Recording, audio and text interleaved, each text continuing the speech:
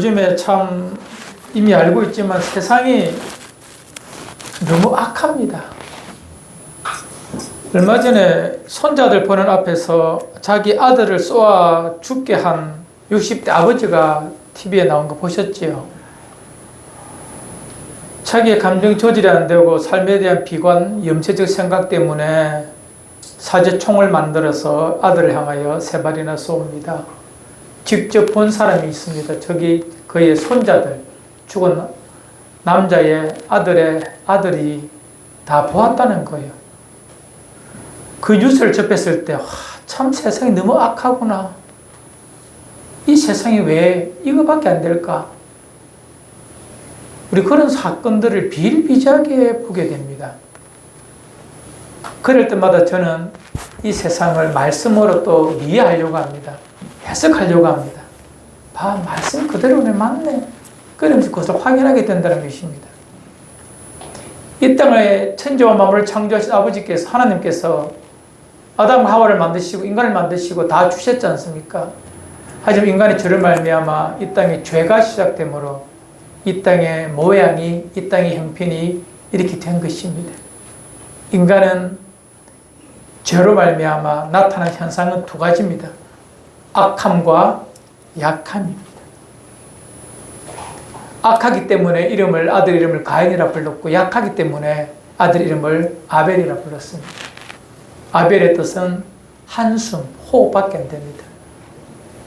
그 뜻이거든요. 가인은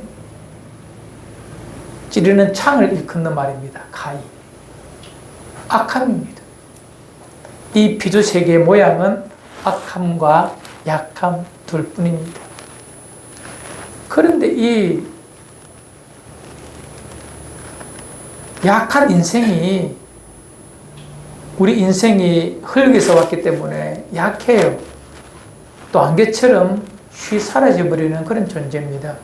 이 약한 존재가 강해지려고 하면 안 됩니다. 결과는 가인, 악함으로 나타납니다. 우리 창식이 잘 아시지 않습니까? 형이 동생을 죽입니다. 왜요? 강해지려고, 더 나아지려고. 하지만 남은 것은 강해진 것이 아니라 악함만 남았습니다. 더 깊은 절망만 그에게 찾아오게 됩니다. 그래서 입김보다 가벼운 인생이 강해지려면 유일한 방법은 하나입니다. 인생이 참된 강함을 얻기 위해서는 생명의 주인 되신 예수 그리스도께서 내 인생의 주인이심을 고백하며 살 때에 그분이 나의 강함 되어 주실 때 그때만 강해질 수가 있는 것입니다. 인간 스스로는 절대 강해질 수가 없어요. 인간 스스로를 강해지는 것은 악해진다는 것입니다. 참 능력의 주님, 창조주의 능력을 덧입을 때에, 하나님의 은혜가 내게 머물 때에, 내가 약해질 때에 머물거든요. 그때 우리는 참된 강함이 나타납니다. 나는 약해지는데 나를 바라보는 자들, 특히 나의 대적 원수 마귀 사탄이 나를 두려워하게 됩니다. 내 안에 강함이 있기 때문에 그렇습니다. 내 안에 그리스도의 이름이 선명하게 나타나기 때문에 그렇습니다. 이것이 여러분과 제가 이 땅을 살아가는 능력이고 이 땅을 해석하는 힘이 되기를 바랍니다. 여러분, 요한 1서에 있는 말씀처럼 우리가 장차 하나님의 아들이신 예수 그리스도처럼 될 존재들입니다. 이후에, 나중에 그것을 꿈꾸며 그것을 소망하는 사람이라면 우리는 끊임없이 주님 앞에서 정말 새로워지기 위하여 하루하루 살아야 합니다. 그것이 우리의 꿈이라면, 목적이라는 말입니다. 그날을 꿈꾸는 자는 이 땅에서 이제 어떻게 살아야 되는지 함께 나누기를 원합니다. 믿음이라는 것이 무엇이냐고 저한테 물어보면 저는 이렇게 말하고 싶습니다. 믿음은 이 땅을 말씀으로 해석하는 능력입니다. 다시, 믿음은 뭐라고요? 이 땅을 말씀으로 해석하는 능력. 그 능력이 강해지면 우리 믿음이 강해지는 거예요. 그 능력이 선명해지면 우리는 흔들림이 없는 거예요.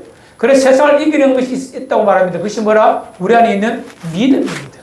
이 믿음이 뭐라? 세상을 해석해야 하는 능력입니다. 말씀으로. 세상이 악하다. 왜 악하냐? 죄로 말미암아 그렇게 이미 세상 그렇게 결정되어졌습니다. 약하고 악하게. 그 약함과 악함의 유일한 회복의 이름이 예수 그리스도이십니다. 그분이 내 안에서 왕 되어 주시고 주인 되어 주실 때에 우리는 약함이 강함되고 악함이 선함으로 바뀌는 것입니다.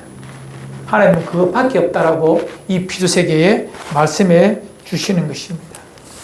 오늘 자신의 삶을 말씀으로 재해석한 한 사람을 만나게 됩니다.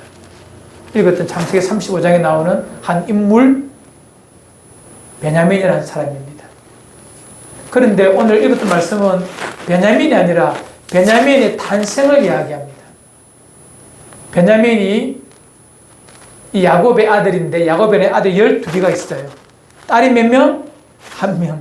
12남 1녀를 둔, 그런데 한 배에서 난 것이 아니라 4명의 배에서 난 12명의 아들입니다. 그들은 어떻게 했습니까? 맨날 싸웁니다. 맨날 시기 질투로 가득합니다. 창세기 보면 끊임없이 그것의 반복 아닙니까? 35장 이후로 이제 12명의 아들로 시작되는 야곱 12아들의 이야기가 나오는데 날마다 싸우고 팔고 죽이고 원망하고 뭐 이거밖에 없습니다. 한 배에서 나왔지만 서로의 시기 질투가 많습니다. 이미 그런 분위기에 있는 야곱에게서 12번째 아들 야곱, 이 베냐민이 태어납니다. 베냐민 형님 누구냐? 요셉입니다. 이 요셉이 태어날 때에 성경은 참 재미있는 표현을 하고 있습니다. 이 요셉이 태어날 때에 이 요셉의 어미가 라헬이거든요. 라헬은 오랫동안 자녀가 없었어요. 야곱이 가장 사랑한 사람은 4명의 여자 중에 이 라헬을 가장 사랑했거든요. 이 라헬을 아내를 얻기 위하여 이 방법을 찾고 권모술술 쓰다 보니까 3명 여자가 더 붙은 거예요. 솔직히 말하면. 그래서 4명 여자 중에서 이 라헬이 너무 사랑했지만 하나님이 라헬에게 자녀를 안 주셨다니까요. 최고 뒤에 라헬에게 자녀를 주셨어요. 그 이름이 요셉이에요. 하지만 요셉을 얻을 때에 이 라헬은 더 좋은 아들을 얻고 싶었어요. 그래서 자기 첫째 아들 이름을 요셉이라고 지었습니다. 요셉의 뜻이 뭐냐면 창세기 30장 23, 24절에 이름의 뜻을 2번 말합니다. 첫 번째, 요셉 이름을 아사프라 부르면서 나의 부끄러움을 씻으셨다.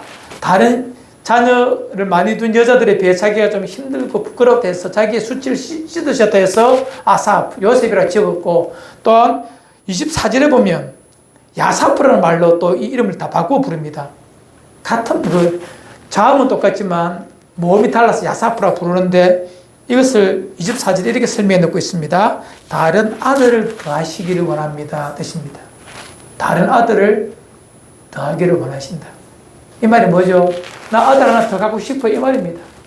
첫째를 낳았는데 첫째 이름을 둘째 주세요. 이 이름으로 지었다니까요. 얼마나 둘째를 바랬으면 말입니다.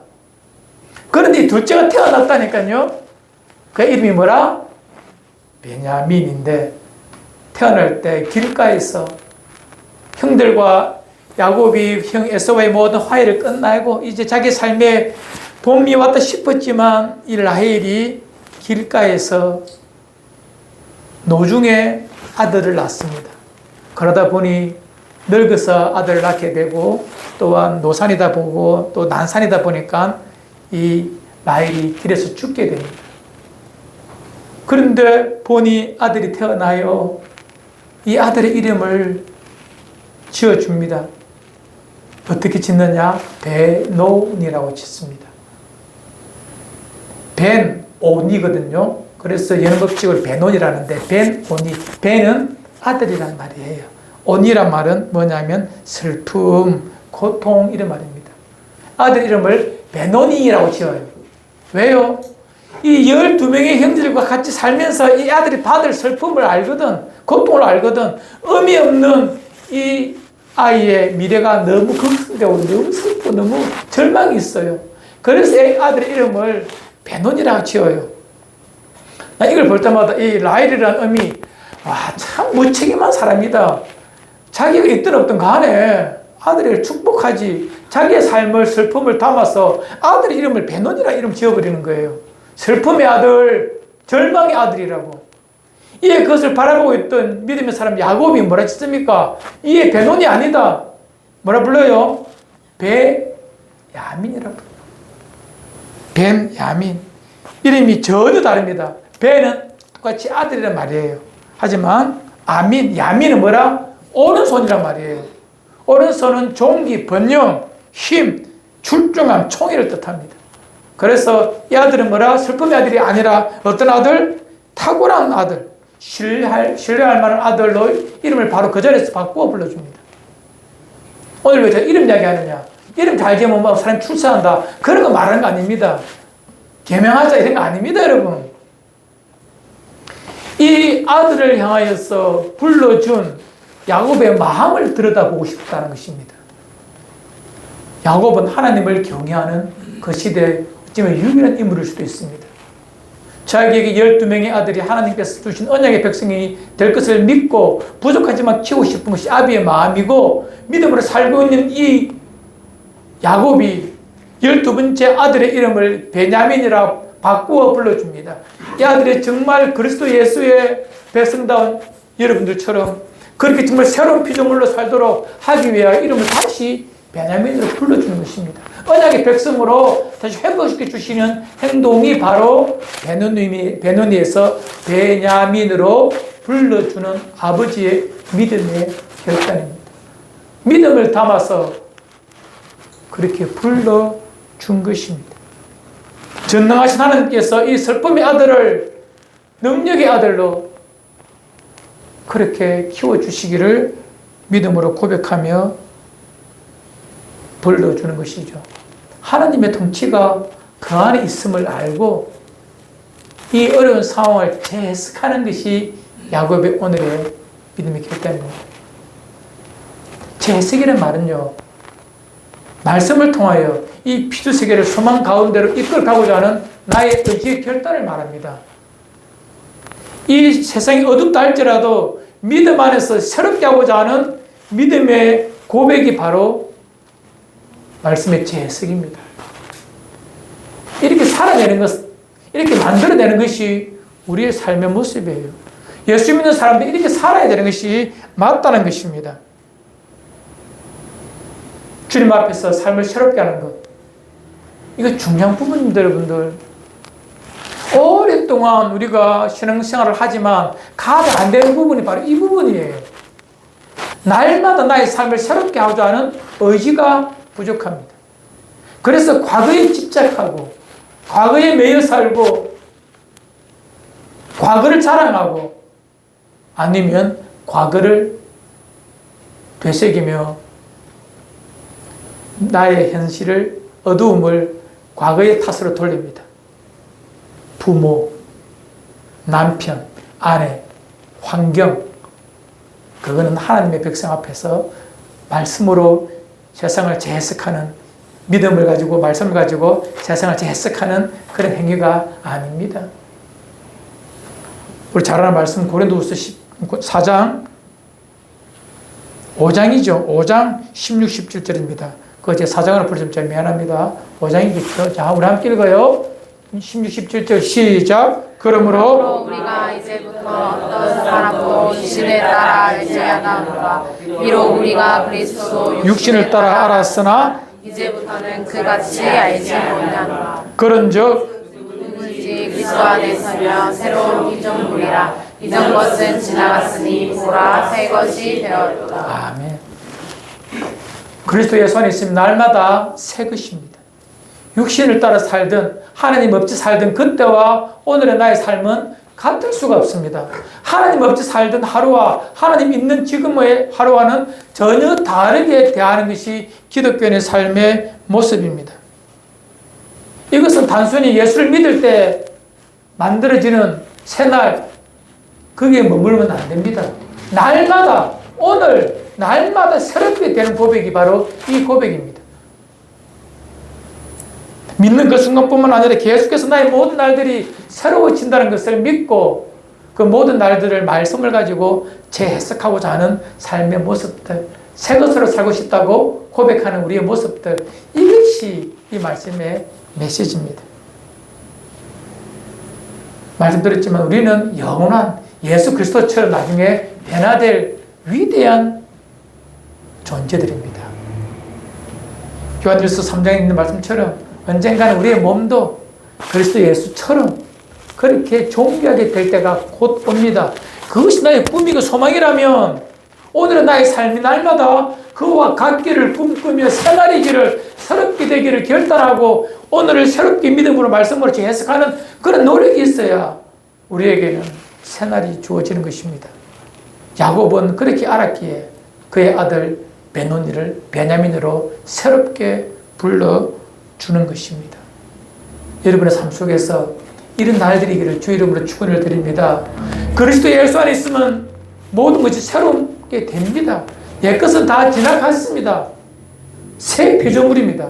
그러므로 이제 옛것은 끝. 날마다 새롭게 되고자 하는 노력이 있으면 전능하신 그분께서 그렇게 삶을 인도해 주시고 그를 신뢰하는 우리에게 그런 삶으로 회복시켜 주심을 믿으시길 바랍니다. 이것이 신앙생활 하는 참 재미예요. 전능자 그렇게 해주시더라. 날마다 나의 삶을 새롭게 했더니 새로운 날들을 내게 주시더라라고 고백하며 경험해 보는 것이 얼마나 멋있는 삶이겠어요.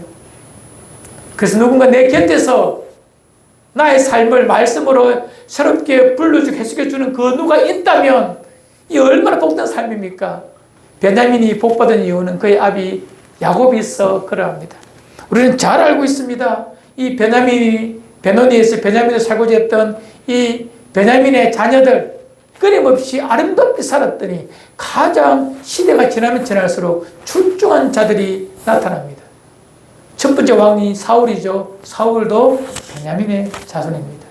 나중에 감 이스라엘 구원하는 모르드게, 에스더, 나중에 바울도 다 이 베냐민 지파에서 다 나오는 믿음의 사람들입니다. 끊임없이 12지파 중에 이 베냐민 지파는 막내 지파지만 아버지의 이름처럼 불러준 이름처럼 그렇게 살고자 날마다 베냐민에서 베냐민으로 자기를 새롭게 하였더니 가장 출중한 지파가 됩니다. 우리가 성경을 보면 잘 알지만 다른 지파는 다 희미해져요. 사라져요. 유다 지파만 남지만 유일하게 자기 지파를 생각하며 살았던 지파가 있다면 베냐민 지파입니다. 바울이 그렇게 고백하잖아요. 내가 베냐민 지파다고.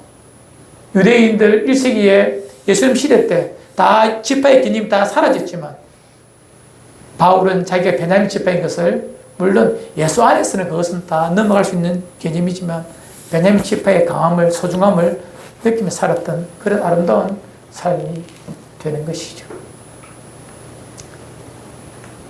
나의 삶을 말씀으로 새롭게 재해석해 주는 분이 계신다. 참 복된 삶입니다. 나를 누가 그렇게 불러주었다면 여러분이 이제 여러분 주변에 있는 사람들을 베느니의 사람들을 베냐민으로 불러주는 말씀으로 재해석해주는 그런 말과 그런 입이 되기를 주의 이름으로 축원을 드립니다. 그때 하나님 나라를 만들어져 가는 거예요. 정반대의 사람 한 사람 소개합니다. 사무엘상 4장에 나오는 한 사람입니다. 그가 태어났을 때 눈을 태어나 보니 그의 할아버지는 대제사장, 그의 아버지도 그의 삼촌도 제사장, 그 시대 최고의 명문 가문에서 태어났습니다. 잘 알듯이 할아버지 이름은 엘리, 그의 아버지 이름은 비느하스, 그의 삼촌 이름은 홈니. 그 시대 대단한 가문이었습니다. 하지만 시대가 악화해서 전쟁이 일어납니다. 전쟁이 일어나서 이웃나라 블레셋과 전쟁을 하게 되는데 그 전쟁에서 힘들어요. 4,000명이나 죽음을 당합니다. 그래서 전쟁 이기기 위해서 이 사람들 하나님을 두려워함이나 경외함 없이 믿음 없이 하나님의 임재의 상징인 법궤만 가져가면 이길 줄 알고 법궤를 가져갑니다. 근데 법궤는 누가 가져가죠? 레위 지파 중에 예, 제사장이 고아 자손 중에 이 제사장 지파만 제사장만 가지고 갑니다. 이렇게 어깨에 메고 갈 수가 있어요. 그 일을 누가 하죠? 대제사장 엘리는 나이가 많아서 안 되고 90이 넘었으니까 그의 두 아들 홈리와 비나스가 이 법궤를 메고 전장에 갑니다. 하지만 이미 이들은 하나님을 경외할 거 없어요. 마치 미심적인 행동이죠. 이것만 가져가면 부적처럼 이것만 가져가면 이긴다 이런 마음 가지고 전장에 나아갔지만 결국 법궤도 빼앗기고 이 제사장 두 아들도 죽임을 당합니다. 이에 사무엘상 4장이 등장합니다. 그때 이 비느하스의 아내가 아들을 낳습니다. 둘째 아들을 낳죠. 그때 이 둘째 아들의 이름을 이렇게 만듭니다. 그 사건이 이제 사무엘상 4장 19절로 22절에 있습니다. 제가 사무엘상 4장 19절 22절 읽어드릴게요. 그의 며느리인 비나스의 아내가 임신하여 해산할 때가 가까웠더니 하나님의 궤를 빼앗긴 것과 그의 시아버지와 남편이 죽은 소식을 듣고 갑자기 아파서 몸을 구풀이 해산하고 죽어갈 때에 곁에 서 있던 여인들이 그에게 이르되 두려워하지 말라. 내가 아들을 낳았다 하되 그가 대답하지도 아니하며 관념하지도 아니하고 21절 이르기를 영광이 이스라엘에게서 떠났다 하고 그 이름을 이가봇이라 하였으니 하나님의 교회가 빼앗겼고 그의 시아버지와 남편이 죽었기 때문이며 22절 또 이르기를 하나님의 교회를 빼앗겼으므로 영광이 이스라엘에서 떠났다 하였더라. 자, 아들이 태어나는데 이가봇이라고 어미가 짓습니다. 이가봇 이란 말은 없다란 말이에요. 가봇은 영광이란 말입니다. 명예란 말입니다. 번성이란 말입니다. 번성이 없다, 영광이 없다 이렇게 이름을 짓습니다. 아마 그 현 모습이, 나라의 모습이, 또 자기 자신의 모습이, 가정의 모습이 소망 없는 그런 삶의 모습인 걸 보고 법궤도 빼앗기고 남편도 죽고 나라도 엉망이 되니 그 시아버지가 죽거든요. 엘리가. 이런 삶 속에서 절망 가운데 이 여인이 아들에게 이름을 지어줍니다. 이가봇, 영광이 떠나버렸다. 이스라엘도 떠나버렸지만 우리 삶 속에서 떠나버렸다라고 이 아들의 이름을 이가봇이라고 짓습니다. 라헬이 아들을 낳고 베노니를 지낸 거 차이가 없어요. 이가봇이라 짓습니다. 그런데 잘 보십시오. 그의 주변에서 이가봇의 이름을 바꾸어줄 사람이 그 곁에 없습니다. 가봇, 영광, 명예로 이 자를 빼버리고 그렇게 불러줄 수 있는 사람이 그 여인 곁에, 이 이가봇 곁에 없다는 것입니다. 이 가문은 말씀을 드렸지만 대제사장 가문입니다. 이스라엘 백성 중에 가장 존경하고 박수받고 칭찬받고 그런 명문 가문이었던 이 가문에 남자 하나 없어, 어른 하나 없어.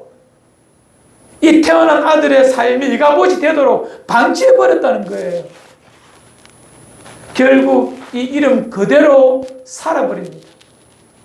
하나님의 영광이 떠나버린 가문이 되어서 어른 하나 없이 슬프게 역사의 저편으로 사라지는 가문이 바로 이 엘리의 가문입니다. 제가 무엇을 말씀드리고자 하냐면 여러분, 우리의 삶의 자리가 힘든 것 다 압니다. 참으로 진짜 살다 보면 살기 싫고 정말 놓아버리고 싶고 왜 나만 이래라고 정말 짜증날 때가 얼마나 많습니까? 이번 한 주 살아오면서 정말 그런 경험들, 그런 고백들 여러분 한 적 없습니까? 있잖아요. 그 순간 누가 내 곁에 서서 아니다. 너는 이가봇이 아니야. 너는 베노니가 아니야 라고 말해주고 너는 베냐민이라. 너는 가보더라. 이렇게 불러줄 수 있는 그 누가 내 곁에 있어. 나의 삶을 믿음으로 해석해주는 그 누가 있었더라면 우리는 얼마나 복된 삶일까요? 저는 이 예배가 그런 시간이기를 바랍니다. 여러분들은 존귀한 자들입니다. 그리스도 예수 안에서 새로운 피조물입니다. 날마다 새롭게 하고자 하는 의지만 있다면, 말씀을 가지고 새롭게 하고자 하는 그 마음만 있다면 여러분들은 베나니로 이가봇으로 살지 않습니다. 아무리 절망의 삶이고 절망의 현장이고 삶이 다 무너졌다 할지라도 전능하신 하나님이 내 안에 계셔서 내 주인 되어주시고 날마다 새롭게 하시는 성령님의 탄식이 있는데 뭘 두려워하십니까? 뭘 어려워하십니까? 여러분, 하나님을 전적으로 신뢰하심으로 여러분의 삶을 말씀 안에서 날마다 새롭게 재해석해 가시기를 바랍니다. 여러분, 우리의 삶이 인생 좀 살아보신 분들은 알죠? 삶이 무너질 때 있지 않습니까? 갑자기 확 안 무너집니다. 서서히 무너지는 것처럼 쌓아두었다가 툭 무너질 때에 이제 눈에 드러날 뿐이지 삶이 무너지면 서서히 무너집니다. 삶의 회복도 그러하더라고요. 갑자기 로또처럼 그렇게 안 됩니다. 특히 기독교인들의 삶은 더욱더 그러합니다. 서서히 회복됩니다. 그래서 날마다 우리의 삶이 아름답게 만들어지는 것, 영원한 그곳에 가는 그리스도 예수의 모습처럼 우리가 변화될 것을 꿈꾸는 소망의 백성이라면 날마다 나의 삶을 새롭게 해가는 노력이 있어야 합니다. 그때 우리의 삶은 새롭게 아름답게 만들어져 가는 것입니다. 금방 안 됩니다. 끊임없이 말씀으로 세상을 말씀으로 이 피조세계를 해석해가는 노력이 필요합니다.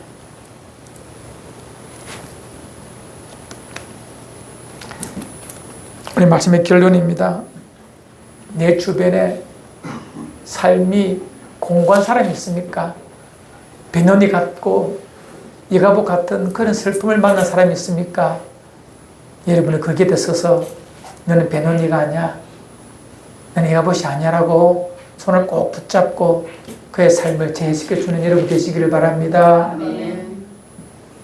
현재 나의 삶이 여가부 같아요. 현재 나의 삶이 베노니 같이 그래요. 걱정하지 마십시오. 믿는 우리에게는, 하나님의 자녀인 우리에게는 성령님이 내주하셔서 그 성령께서 우리의 마음을 두드려 주십니다. 로마서 8장 26절입니다. 우리 함께 읽어요. 시작. 이와 같이 성령도 우리의 연약함을 도우시나니 우리는 마땅히 기도할 바를 알지 못하나 오직 성령이 말할 수 없는 탄식으로 우리를 위하여 친히 간구하시느니라. 아멘. 절망 가운데 우리가 주저앉아 있을 때에도 내 안에 계신 성령께서 기도하여 주십니다. 우리 내 마음 흔들어 주십니다. 그 성령을 의지하며 내 삶을 새롭게 하십시오.